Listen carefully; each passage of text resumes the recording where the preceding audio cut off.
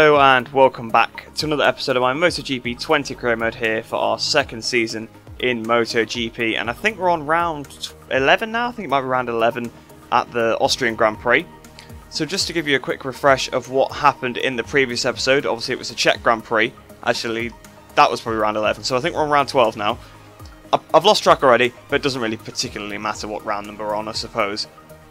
So in the last episode I had pretty poor pace, to be honest. Obviously Czech Republic, the AI are fantastic there, and it was raining once again as well. So we had two fully wet weekends in a row. I think there might be a glitch in the game where you just get a full weekend of whatever weather's decided. I mean, you could get that anyway, but usually you'll have maybe at least one cloudy or one wet session, even if you have a sunny weekend. Obviously sometimes you get fully sunny. That's more likely to happen. Obviously fully rain can happen as well, but I think there is a bit of a glitch where you just always get one weather the whole weekend and you can't even get, you know, one cloudy session or something like that, which seems to be a little bit weird.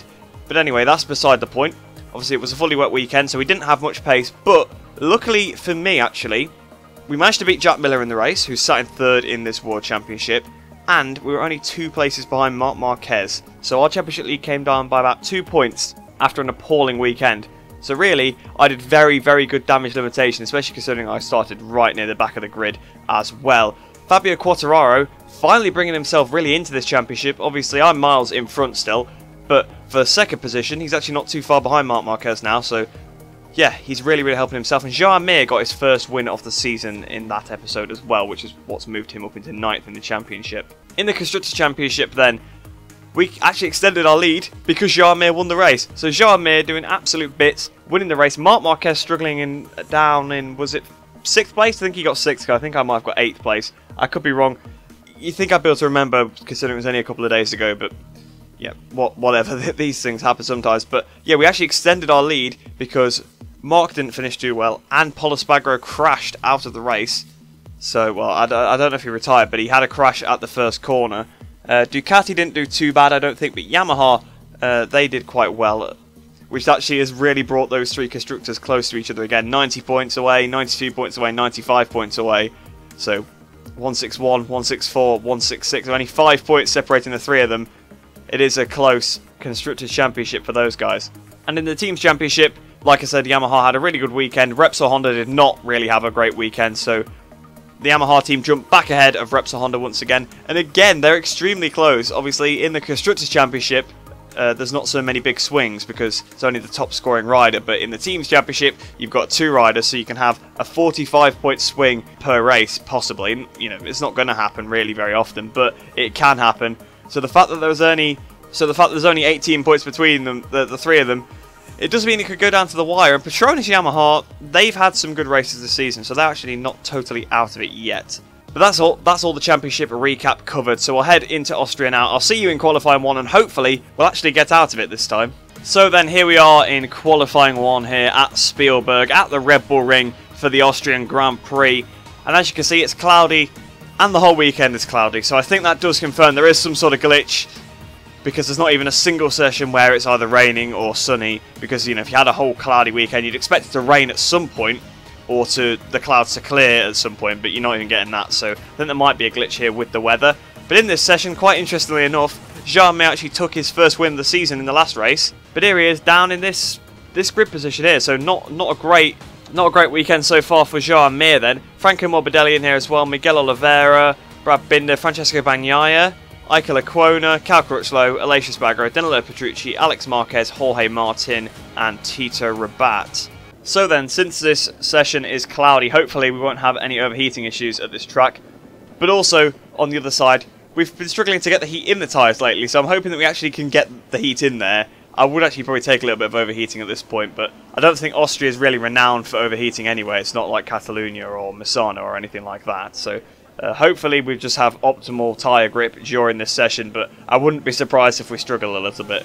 Obviously this is not a good track for the AI really, because it's all about hard braking, and that's where they really, well, they're not bad, but that's where I can gain a lot of time on them, and I'm sure most of you are the same as well. It's tracks like this and Motegi, the AI are very, very easy to beat. As we go down towards the final turn then, quite a nice line through there. Obviously, well, we've got off the track a little bit there. If it was real life, we'd be losing this next lap for getting an advantage.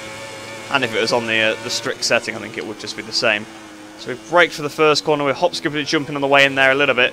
I always find myself doing this in Austria, but wow, big wheelie out of the first corner. That will have affected our lap time, that's for sure. Let's see how far off we are then at the end of this first sector when we get there. So we hit the brakes in 0.3 of a second, actually not the end of the world. The bike is really not one to stop here, and the front end does not feel good. I think I've been doing a little bit of practice, well not practice, but I was just testing out some mods. I was using the Ducati, and it felt actually quite good around this circuit, the Ducati. So yeah, the Suzuki not quite feeling that good, although that would be a fully upgraded Ducati in Grand Prix mode, wouldn't it? So that'd probably be why, since it's not a fully upgraded bike. But now all of a sudden we're 0.3 underneath, so we've gone from 0.3 behind to 0.3 underneath in a sector that has a corner and a straight on it. You can gain so much into turn 3 on this game on the AI. If you remember back to the last season here, obviously we didn't actually have a very good start to the race, but we managed to get past Andrea Dovizioso there. Like he was standing still, it was a ridiculously easy move. As we go down towards the penultimate turn then, it's only 0.1 of a second now, and I've actually braked very early for the penultimate turn, if I'm totally honest. So that definitely could lose us some lap time into the final corner then. Don't want to track extend again, like we did at the start of the lap. So as we come up towards the line, hopefully this will still be top, but I am going to go for another lap regardless. So 24.2, yes, that is top of the session for now, but we can do a bit better than that. I'm going to keep going. So out of the last corner then, coming up towards the line. Oh, actually, Martins has beat us time. I was going to say we had all red sectors, but now we're only second place, so we're going to have to head back to the pits and go for another one. We were half a second underneath in the first sector. I don't know how I lost all the time. So as we come up towards the line then to start our second run here in qualifying 1 on the same tyres still. So coming towards the line then at the end of this lap, what's it going to be? 23.7, so 0.2 underneath Jorge Martin's time, so that takes us to the top of the session. 23.7 is actually not a bad lap, to be honest, considering the bike we are on, of course, a non-upgraded bike. Well, it has got some upgrades on, but it's not a fully upgraded bike. So that's not too bad, to be fair, but we'll keep going anyway. So coming towards the line then at the end of this lap, I don't think it's going to be an improvement. It is, by 0.003 of a second. But I think that should be us done for this session now. Hopefully that will be good enough to remain top of it, because of course we start 15th if we go second for some reason. So then we'll head into the pits and we'll end off the session there, and hopefully that time is good enough. Yes then, so that time was good enough to go through. Obviously if there wasn't a bug, my first time actually would have been good enough to go through as well, I think. But if you get second in the session for some reason you start 15th. So we went through along with Jorge Martin, Franco Morbidelli, Alex Marquez. I assumed it was Aleix Espargaro because Alex Marquez is always at the back of the grid. But yeah, this time it's Alex Marquez, and Jean Mir ends up 5th, so really poor weekend so far for Jean Mir. But if you look how close the times are, other than me and Martin, of course. Miguel Oliveira then in 6th by 7th for Danilo Petrucci, 8th for Iker Lecuona, 9th for Aleix Espargaro, 10th for Francesco Bagnaia, 11th for Brad Binder, 12th for Tito Rabat, and 13th for Cal Crutchlow, 1.4 seconds off at 1 minute 25.2. Yeah, he's got a bit further off everybody else. He's got half a second behind Tito Rabat, so I don't know what happened to Cal Crutchlow in that session. So then, we'll head into qualifying 2, and hopefully we can keep this pace up and we can try and get pole position.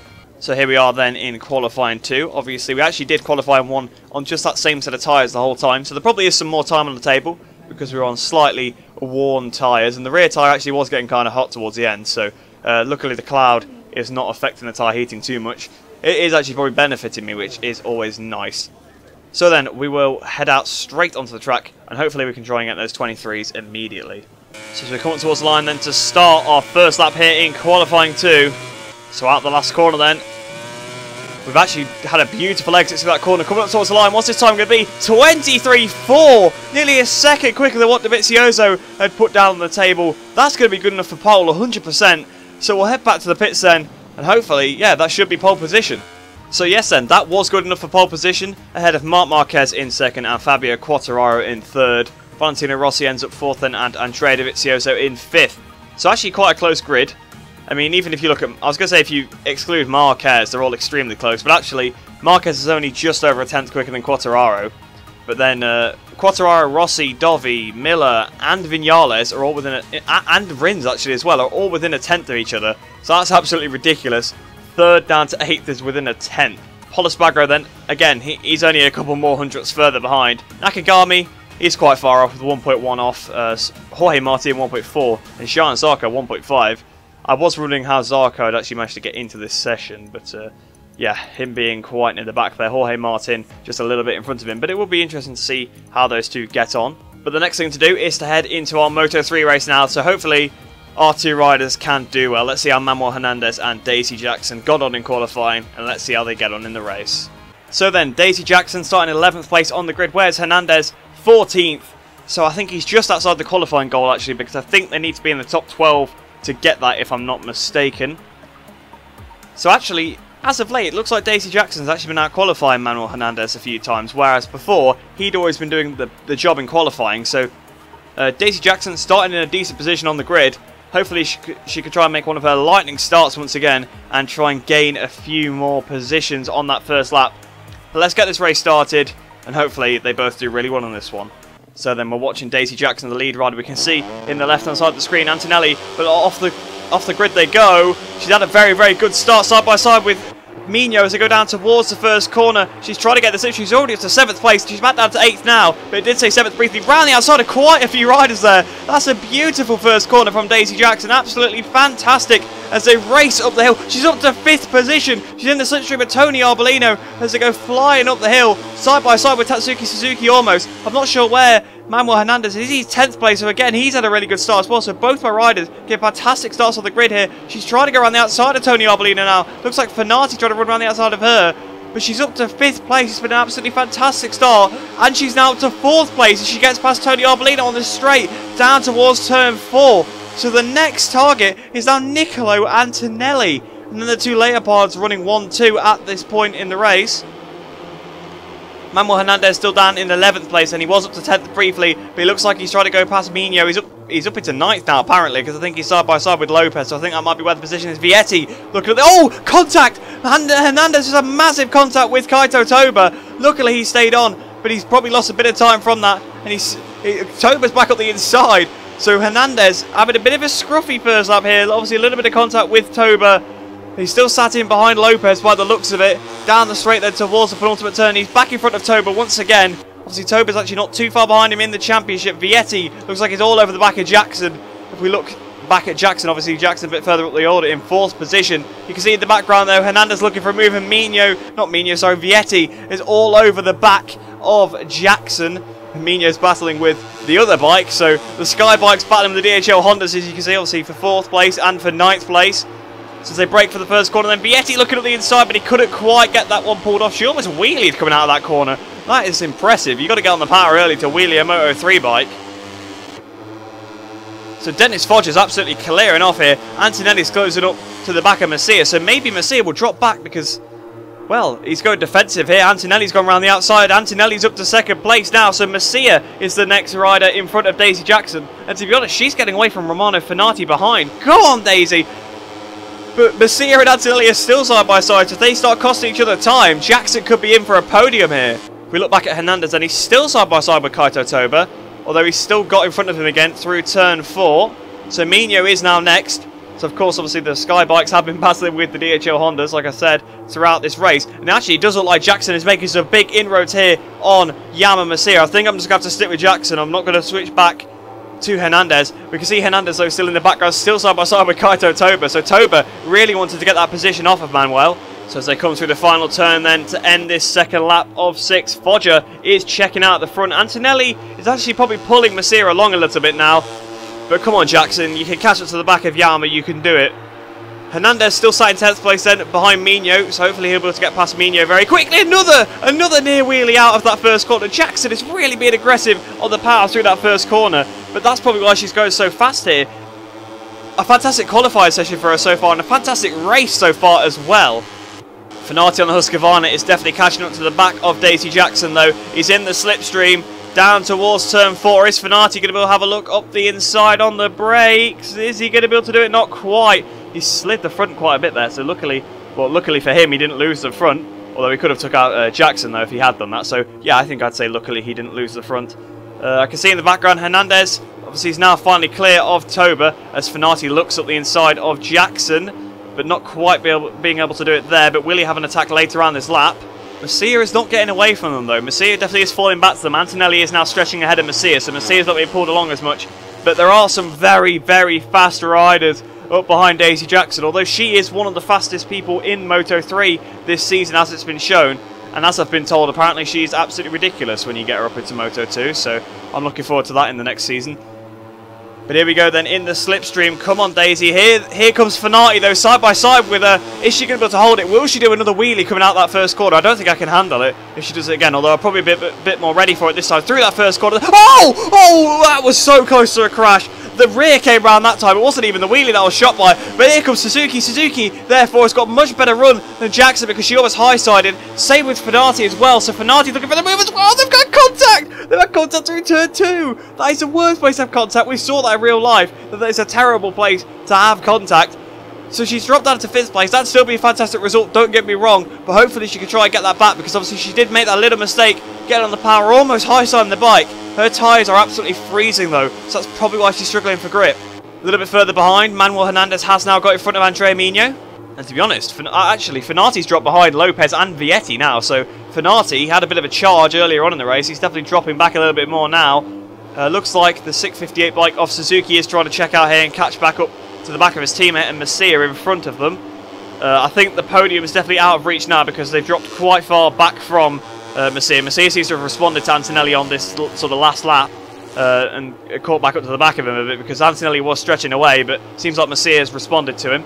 So then as they start the penultimate lap, Foggia has checked out, but Masia definitely is closing back in on Antonelli. There could be fireworks here. If those two crash into each other, that's Jackson up onto the podium, but obviously, well, it's the game. So yeah, I would love them to crash into each other. This time, no wheelie or no high side, well, near high side from Jackson through the first corner, so she's taking a little bit more careful, so I do appreciate that. I'm sure my heart appreciates that as well. Don't want to have a heart attack watching her nearly ping out the seat again. So coming out the last corner then, up towards the line to start the final lap. And I have just realised that both of them are in front of McPhee and Powie, so this could be really good for us in the Teams Championship. But Vietti looks like he's having a look down towards the first corner though. Oh, Lopez is going to the inside of Vietti. Don't make it 3 wide through that first corner. Daisy, watch out. She's done a little bit of a wheelie again, but not as bad as on that lap 4 where she almost high-sided out of the seat. So up the hill then towards turn 2. Has she got the gap over Vietti? Vietti has been very, very good in not this sector, but the sector after the twisty bit. So the very fast right and then the double left. He's been very fast through there. I think on the first lap he was actually up behind her and was having a look. Obviously, both the Sky bikes were battling with both of the DHL Hondas in that. That's probably the 3rd time I've mentioned that now, but yeah, it's quite rare. Well, it's not quite rare, but I always find it quite funny when you see that 2 teammates sort of just battling at different points with each other. So down towards the penultimate turn though, Vietti's looking to the inside of Jackson. Is he going to go for it? Don't look behind you, Jackson. It's the last couple of corners. Vietti up the inside, but he's not quite been able to pull it off. As they go down towards the last corner, is Jackson able to hang on? Vietti again looks for it up the inside, but he couldn't quite do it. He clouts the curb. Will he get the slipstream up towards the line? I don't think he will, but it could be a possibility up towards the line. Daisy Jackson comes home in 5th place. Manuel Hernandez comes home in 9th. A great result for the team there in Austria. So a fantastic weekend then for both riders in the team. Obviously not a fantastic qualifying for Hernandez, but it was in the top 15. Of course, he qualified 14th, got his way up into 9th.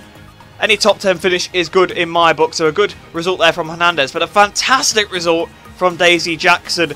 She gets 11th place on the grid, 5th place in the race. That is really going to help us out with the prestige. And like I said, towards the end of the race, they both beat McPhee and Powie. Powie actually beat McPhee though, so yeah, Powie actually scored some points for once, so not quite as big a haul as I thought we were going to get, but both of my riders have outscored them by quite a bit, so we should actually move ahead of Petronas in the Teams Championship now.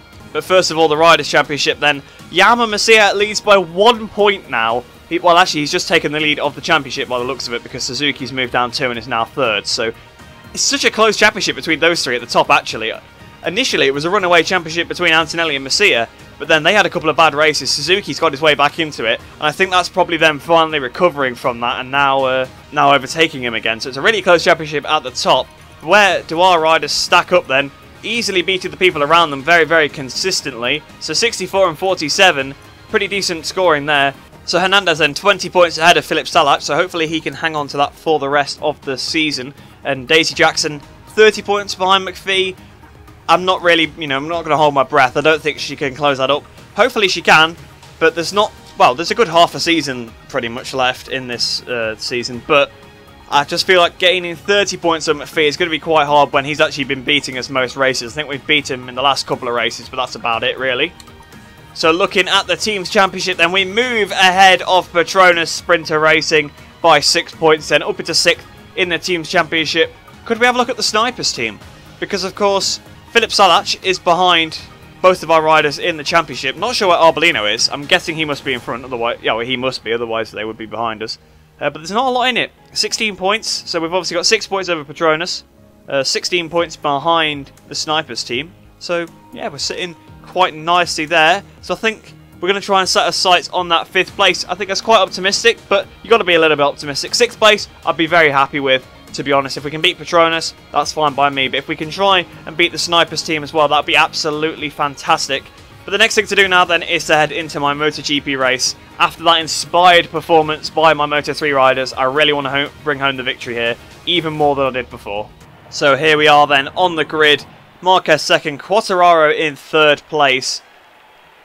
So this is going to be a very, very interesting race. I am looking forward to it because last time, obviously, we put it on pole and we did end up really dominating the race, but we did lose the lead for a couple of laps, so I wonder if that will happen again. Of course, we're on the Suzuki rather than the Tech 3 KTM this time. The Suzuki, of course, we have been finding quite a bit better than the Tech 3 KTM. But my starts, not really that great, and obviously I haven't upgraded the anti-wheelie either, so the anti-wheelie on the starts is not great, so we definitely lose a little bit of time from that. But let's get this race started. Hopefully we can try and bring home the victory because I kind of want one after the 2 poor episodes we've had in the last 2. The riders have just completed the sighting lap and are lined up on the Red Bull Ring straight. Very little time is left until the start of another Austrian Grand Prix. So I was looking over at Marquez there then, but now we're all looking straight ahead. Dad's Traction Control 2, up to Power Mode 2, waiting for the lights to go out here at Austria. Lights out and away we go, off the line. I can see Marquez's front wheel already. He's already had a better start than me, but as we go down towards the first corner, I've got to watch that braking zone because, of course, the tyres are very cold, but we actually have led it into the first corner, so could that be curtains for everybody else already? We've not got much of a lead over Mark, though. Mark is right behind us, but we're coming up towards turn 2 and then turn 3. Here comes Mark, though. Mark's actually back in front of us, so Mark had a better exit out the first corner than I did, but I've outbraked him into turn 3, but I've ran in a little bit hot. Is that going to allow Mark up the inside? Not quite, but I've wheelied a little bit. No, we've actually, well, we've got way more than 33. Oh, actually, it said he was 33,000 in front of me. I was going to say we've got way more than 33,000. We're saying he was in front of me. But we've got a few tenths of a second. Probably something similar to what Paul Espargaro had starting the final lap of the race. Although they gave him +0 on his pit board. So as we go towards his left hand, we've got 7 tenths of a second. It's actually even more than that. So that's an absolute amazing sector. We've gained so much time through that sector. Although the AI always lose so much time after they've just been overtaken. I'm not sure what it is. I really hope they can improve it for MotoGP 21 because it's been a problem for the last... Well, it's always been a problem, but it was really, really bad in the last 2 games, 19 and 20. I think it's because they want to avoid collisions, but they just lose so much momentum after you go past them. They just lose 7 tenths instantly.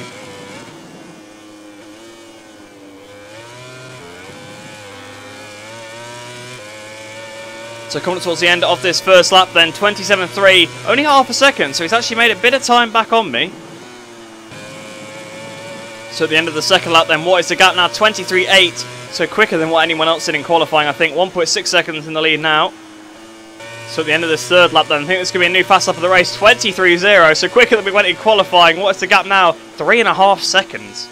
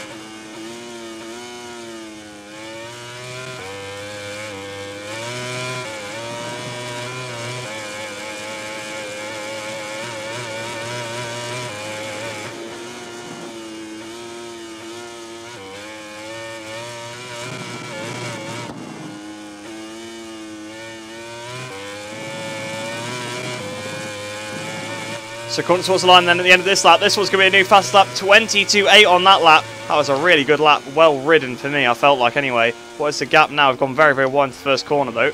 Because of that. 9 seconds in the lead now. As we come up towards the line then to start the penultimate lap of the race. 23.2 then. We've got a massive gap. I want to see if we can get it to 13, 14 seconds again. So as we're about to start the final lap, then we've got 12.6 seconds in front of the AI behind. So I don't think we'll get it to 14 seconds today. But it's been an absolutely dominant display of riding. Once again, we've got a very, very low amount of fuel. I had saved some previously, but I'd actually stopped looking at it. So I'm glad I took a quick look down to see how much we had left. 12.4 seconds now it is. So I lost a little bit of time to that last sector. Actually not too bad through sector 3 and 4. It's 1 and 2 really where you can gain the time. Although honestly, they're not too bad through 1 either if you make a little mistake. It's really through sectors 2, or sector 2 that they're terrible. 12.8 seconds then, so you only gained a little bit of time. So we're not going to quite beat our record for most dominant victory of the season yet, but it has been a nice return to form, that's for sure. It's been a very nice ride out of the front on my own. Basically, I've just been trying to do the fastest lap I can. I've got to watch out into this corner though, because the front really feels like it's starting to go now with the tyres going off and things like that. So we'll see what the sector is as we come through this section of the track. I thought it was going to turn into early and hit the grass then. So 13.5 seconds. So we have got it actually over 13. But we're not going to find time in this last couple of sectors. So we're definitely not going to get up to 14. And they always take a little bit of time off you, I think, right at the end. Because AI do ridiculous sort of lap times. They do basically the optimal lap time for the sectors they haven't done yet. When you cross the line. So Miller has just overtaken Dobby there. So that's a change from 4th to 5th place. But as we come towards the line then, we're going to win here in Austria. A dominant performance, and that's 2 seasons in a row we've won at this track. So actually we didn't really get much time taken off. I think actually there's probably quite a fair amount because they did gain in the last sector most laps anyway. So 13.2 seconds then ahead of Marc Marquez. I was going to say nobody else even in the 23s, and I was in the 22s, but apparently Quartararo got a 23.7 as his fastest lap of the race. But nobody else seems anywhere near that. Everybody else is either in the 24s or 25s. I must say though, I'm impressed by Jorge Martin, 6th place in this race. Obviously he managed to get through qualifying 1 with us, and he's done a fantastic job. He's absolutely nailed it this weekend. Only a second off the lead factory Ducati, obviously of Jack Miller there, and only a few tenths back of Dovizioso. And Dovizioso got passed by Miller on the last lap, so those guys must have just been in a group of 3 the whole race. Rossi actually not too far off the back of them, so it's actually a group of 4, so not a bad result then for Valentino Rossi, I suppose. Quartararo really, in the last episode, he really got his championship going again by gaining loads of points, and he's continuing to do that. He's beaten Miller, he's got on the podium. Espargaro and Vinales, not a great result for them, but where's Morbidelli? Down in 13th, so not a 12th place, sorry, not a great result there. Mir in 13th, so after winning down to 13th, not a great result. Zarco's managed to hold on to the last point then. So we look at the championship then, we're now back to 92 points in the lead of this championship. Only 4 points between Fabio Quartararo and Jack Miller now, so very, very close between those two. Dovizioso moves back ahead of Alex Rins, and Pol Espargaro moves back ahead of Joan Mir. It's not quite as close as it once was. It is sort of starting to spread out now as we get further through this season. I think, to be honest, the reason why it was really close at one section of the season was some of the front runners like Vinales, Quartararo had terrible starts to the season and they were crashing loads, whereas people like Valentino Rossi on the satellite Yamaha had a really, really, really good start to the season. So he capitalised on all the points he could, and they didn't. So they sort of slowly caught up to him. They got close, but then a couple of other things happened during that period. So obviously the 2 Ducatis and the 2 Hondas all got put back at Mugello, which kept it nice and close because Rossi then got a decent result. But Pol Espargaro has been quite underwhelming for me because really, the first race of the season, he set the precedent by being the fastest guy. Looked like he was on course to win the race. Obviously, didn't end up winning that. I managed to cash him on sort of the last couple of laps and pass him.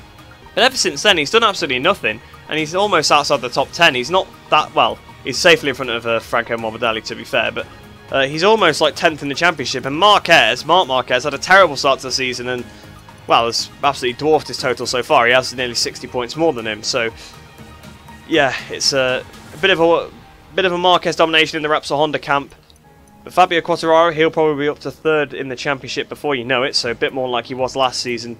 It's just a shame. I think he definitely could be in the running for 2nd place in the championship. Well, he still is really in the running. He's only, what, 20 points down on Marquez, but yeah, he definitely could be a lot closer if he'd had a little bit of a better start to the season. So in the team's championship then, everything's staying pretty static, to be honest. I don't know if the gaps have really gone up because I can't remember the exact number, but yeah, they seem to have changed a little bit there, the gaps, but they all had very, very similar points hauls, I assume, because Marquez got second, obviously Quartararo got third, but then their teammates were nowhere, and the two Ducati, the two factory Ducatis finished quite close to each other, so probably got a similar sort of score to what Quartararo and Marquez would have got on their own. So yeah, I don't think the gaps have particularly changed much there. But I do know in the Constructors' Championship we have extended our lead by another 5 points ahead of Honda, obviously with myself finishing first and Marc Marquez in second. But Ducati and Yamaha are now joint on points in that Constructors' Championship. So it's so close between those three teams. Those three manufacturers. It is an extremely close championship with them. So then, next thing to do is to head into the Career Hub, see what we've gained from this weekend. We actually will have had a really good weekend because I met all my objectives, the Moto3 riders met loads of their objectives, and Daisy Jackson got that 5th place, so that's really going to help us out, I'm sure. So then, this weekend we gained 19,700 reputation points, which undoes all the reputation points we lost last time and adds a little bit more on. But of course, we lost loads the time before as well, so we're still a little bit down on where we were a couple of episodes ago, but we're now back up to 622,600 reputation points. So we get to see the credits screen for the first time in a while, because it seems like if you don't gain any yourself, it doesn't show you, but the Moto3 riders have been still gaining them every weekend. The total has been still going up, I have noticed that, but 40,000 for both of them again then, and 31,000 for myself, so we get 112,506 credits, which takes up to 1,156,816 credits. So another quite good weekend then for Moto3. Daisy Jackson getting us 39 prestige for that qualifying result that she got 11th place on the grid, and then getting us 175 for that 5th place. Manuel Hernandez bringing home 135 for 9th place, so we gained 349 in total. So we're actually almost halfway through that bar now, I would say. And on the research data front, then we gain 325 research data.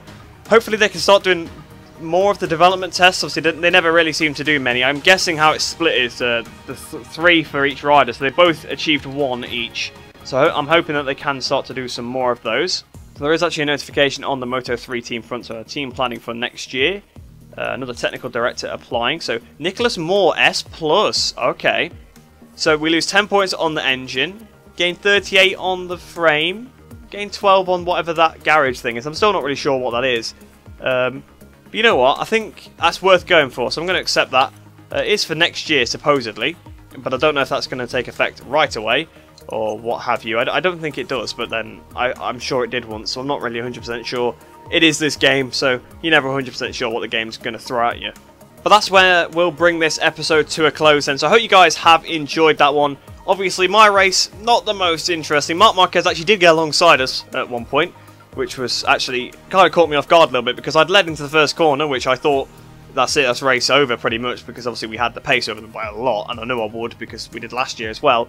But no, he actually came back at us as we went through turn 2, but I managed to outbrake him into turn 3, and that was pretty much it then. That was the last I saw of any AI in that race. But Moto3, that was actually very interesting. Obviously, Daisy Jackson fighting for that 5th position, well, she was fighting for the podium to begin with, dropped a little bit back, Suzuki got past her, and she managed to defend from Vietti right at the end, so I was very happy with that. Hernandez, yeah, he actually did a pretty good result, to be fair, but he didn't quite have the pace of that group in front, unfortunately, whereas obviously in Brno they were both very close to each other. In fact, they were running line of stone the whole race, but Hernandez not quite having the pace, but he is obviously slightly less skilled. If you look at their actual stats, his aren't quite as good, and he was always signed to be a number 2 rider.